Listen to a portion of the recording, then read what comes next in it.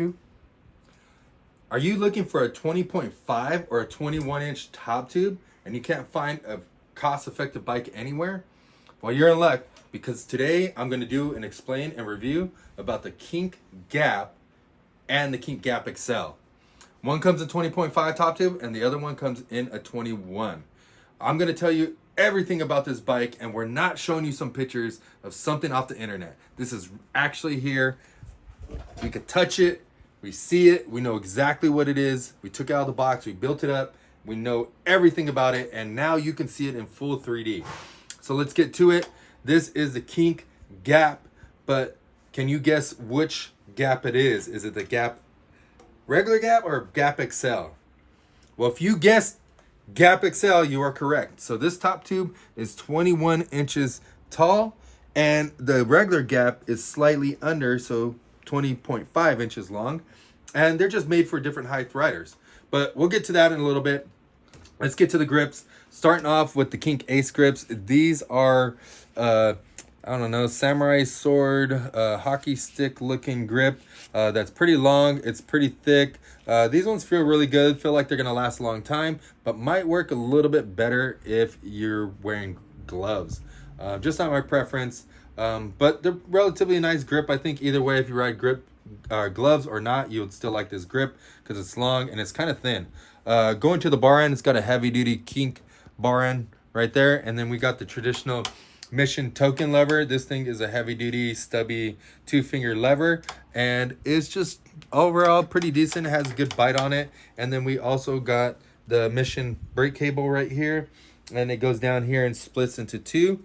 You don't have any other brake parts or anything like that. And then they're connected to the Kink Ceased brakes. These things are a 990 brake. They work really well. They have a little soft pull on them.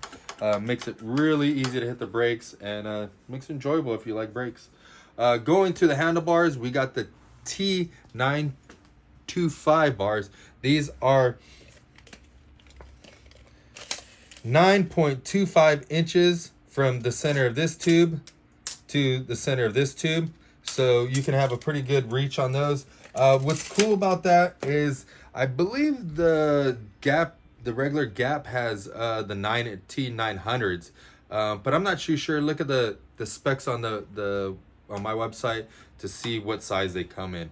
But a 925 is a great size handlebar because that is like the #1 selling handlebar for freestyle BMX. It's not too low, it's not too tall. Just 925 is a great size. 9.5 is another size that we see a lot of people buying. But the fact that this bike comes with a 925, I think it's a great place to start because that's what I ride. So obviously it's the best size. So you should definitely try this one out, and this is definitely a good bar. But if not, go ahead and try some other ones out if you want to be second or third best. It's totally fine. Going to the stem, we got the Kink HDR or HRD stem in the 50 mil. This thing is a drop forge aluminum stem. They smash a bunch of aluminum parts to make this mold, to make it cost effective and super strong. This thing doesn't have any cutouts on the bottom. The cap is fully solid, so you know the stem's gonna hold up, but it does have the cutouts on the side to keep it lightweight. It also has the flush mount top compression bolt right here, which looks pretty sweet, and you got an integrated headset. The headset is the bearings that are inside the frame. These are integrated and sealed, very easy to install and very low maintenance. Once you put them in there, pretty much don't have to do anything. You got the high tensile steel steer tube and fork legs. These legs taper. I believe this is a striker fork. Yep, these are the striker forks. They have a big cutout right here for the front peg, so you don't have to grind down your peg or anything like that. And then it's got a cutout on the back right here, so it doesn't catch on the ramps or anything like that when you're grinding. Also, you got a really long front axle, so you can run pegs no problem. It's got a super heavy duty, large chromoly front axle. This one has a 17 millimeter head, and it's got a little bit larger washer to support the peg and the dropout when running pegs. Going to the front hub, you got an alloy 36 hole Mission front hub with the unsealed bearings, and then you got stainless steel spokes, brass nipples that are powder coated black, and then you got the Mission single wall X7 rim. The tires, we got the Kink Seaver 2.4 tires. These things are 35 psi, I believe. Let me double check. 35 to 60 psi. These things are nice because they're really fat. They got a lot of knurling on here. You can use these for street riding, hitting the skate park, or riding dirt. Keep in mind, dirt riders are riding street tires like this because the jumps are a lot smoother, and these things help you roll a lot faster. So you definitely want like a street tire for riding dirt, even though that doesn't sound right. Going to the seat, we got the Kink Stealth seat right here. I believe this is the Ericsson seat. And then we got Mission Stealth seat post along with the Mission seat clamp right here. Going to the pedals, we got the Kink Hemlock pedals. These are a heavy duty pedal with tons of pins on it and really sharp knurling on it. Really thick bodies, very indestructible, and they got a heavy duty chrome alloy axle. If you're jumping jumps, doing drops and stuff like that, this axle is going to hold up a lot longer for your riding and just let you ride a little bit longer. Going to the cranks, these are the cranks. These are 3-piece cranks. These are the Mission Ridge cranks, and these come in the 170 millimeter, and they're measured by the center of this axle right here and the center right here, so it makes them 170. 170 is the most common size, mainly because it's long enough for you to have power, but short enough for you to be able to run a peg and for your foot not to hit your peg when you're riding. So most people have been going to a smaller crankset. 160 is the smallest that I've seen. Some are going down as 165, but 170 seem to be the most popular. That's what I ride as well, so it probably is the best one to ride. But you make that decision because it's your bike, it's freestyle, you customize it to what you do, and try a bunch of things out and see if you like it. But I think 170, especially for an introductory bike or your second bike, 170 is going to be awesome size because you probably started with 175, a little bit longer, you probably hit your peg. So 170 is an awesome place to start. These are a full chrome ollie crankset. They do have an 8-spline spindle on here. If your crank arms are coming loose, make sure you tighten the side right here and then tighten up these pinch bolts and stay on it, because if they come loose and they keep coming loose, they're going to get looser and looser and looser and damage your bicycle, and you might need to buy new cranks. But overall, if you keep that tight, they're going to work awesome. Going to the sprocket, we have a 25 tooth Mission Rank sprocket. This is a steel sprocket, so just your basic sprocket to get you rolling. We got the mid-bottom bracket in here, and it is fully sealed with a 19 millimeter spindle. Definitely tried and true, so it's going to hold up.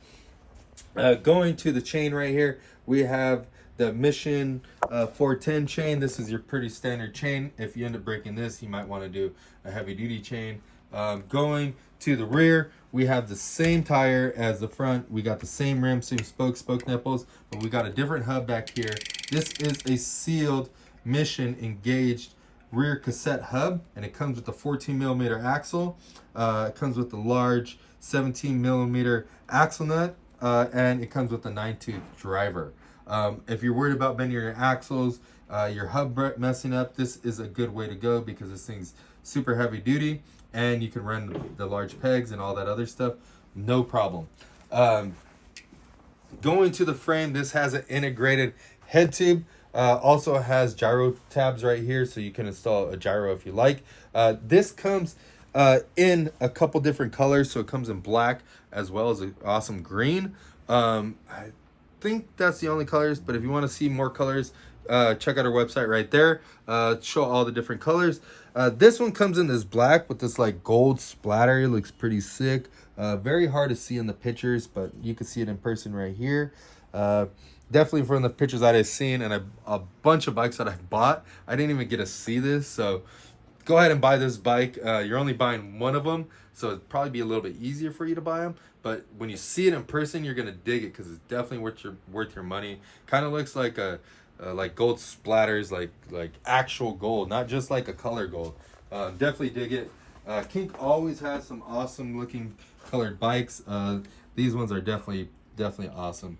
Going to the graphics, these are like a vinyl sticker, so you can remove these and put your own sticker on there. It does have a mid-bottom bracket right here. It's all machined out to keep it lightweight and pretty heavy duty. The chain C's are pretty fat and beefy, and they're also capped. It has a really small dropout right here, so your pegs aren't gonna be smaller than it and cause their dropouts to get caught up on the sub boxes or ledges or anything like that. Going up here, what I did notice is on this seat stay bridge, it has kind of a machined out to make it lighter weight. Just looks a little trick and just looks a little awesome. But that's pretty much the explainer review about this bike. If you're trying to figure out which size you should get, if you're average size or you're a small kid, maybe 10 to 12 getting into it, definitely go with the regular Gap at the 20.5 so you could grow into it. If you're an adult like me, 6'1", maybe bigger, definitely look into getting the Kink XL. This is one of the most cost-effective bikes for us tall guys, and it's equipped with a lot of good parts. You can ride the hell out of this, you can jump in and stuff like that, and you could upgrade it as you go along and still continue to ride and not kill your bank. But if you have any more questions, and if you want me to tell you which size you should buy or what color bike you should buy, go ahead and leave me a comment below. I'll answer all your questions and even tell you which color bike you should buy. Thanks for watching this. Head over to stackbmx.com and pick yourself up a new bike.